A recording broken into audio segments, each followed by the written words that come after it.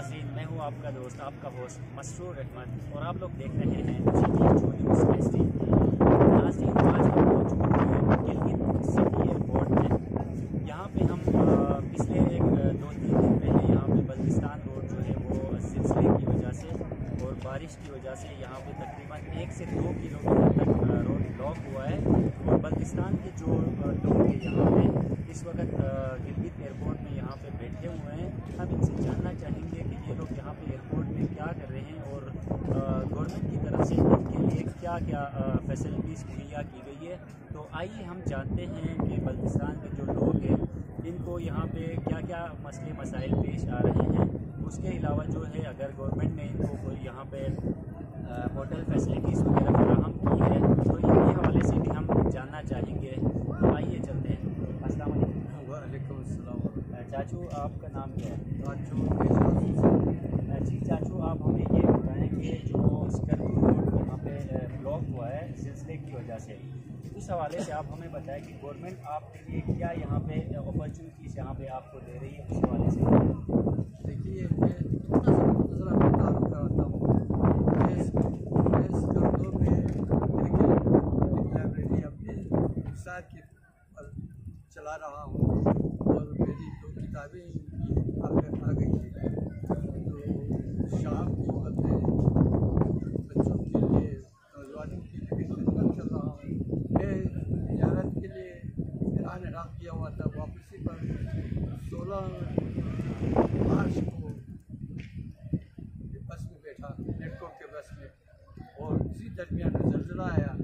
अब ये हमें मालूम नहीं था कि ज़लज़ला है, तो हम लोग रुक गए ताकि वहाँ इसीलिए कर्दू की तरफ निकल जाए। और वहाँ 5 दिन इंतज़ार किया। 3 दिन हम अपने खर्चे पर रहे, 2 दिन गवर्नमेंट ने हमें प्रोवाइड किया एकोमोडेशन। तो इसके बाद कल से मैं इधर आया हुआ हूँ गिलगित में। आने के बाद इधर लाइट कैंसिल हो गई।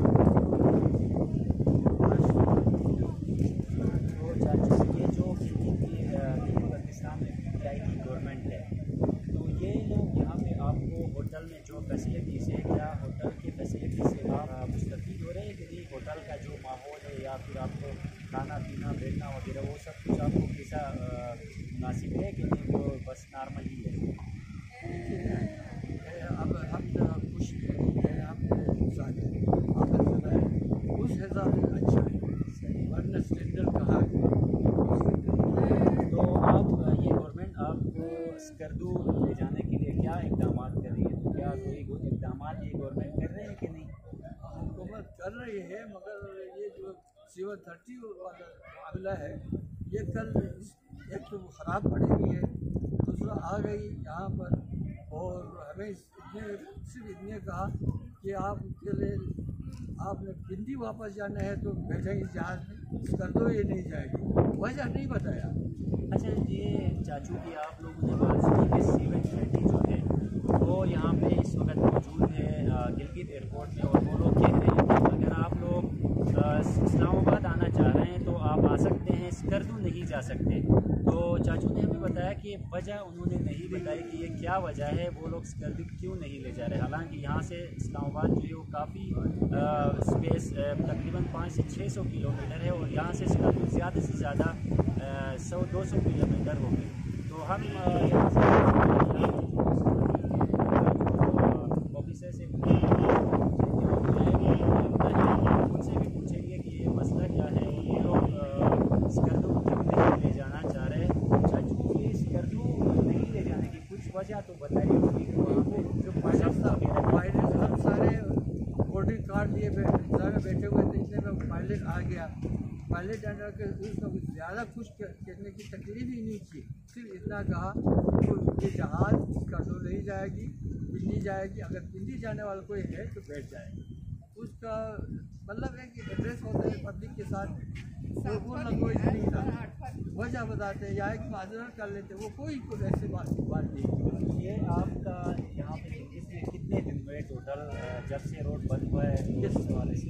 ये मेरा 7वां दिन।